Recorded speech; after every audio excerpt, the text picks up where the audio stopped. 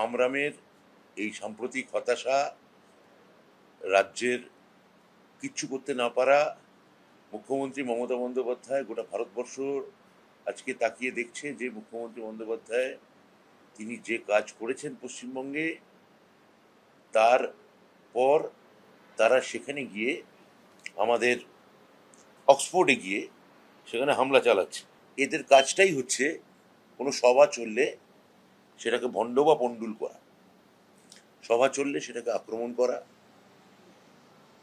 ওরা এইটুকু বোঝার ধৈর্য বা সহনশীলতা ছিল না যে ওখানে মুখ্যমন্ত্রী একটা অন্য দেশে গেছেন, সেখানে একটা রাজ্যের বা দেশের প্রতিনিধি হয়ে গেছেন।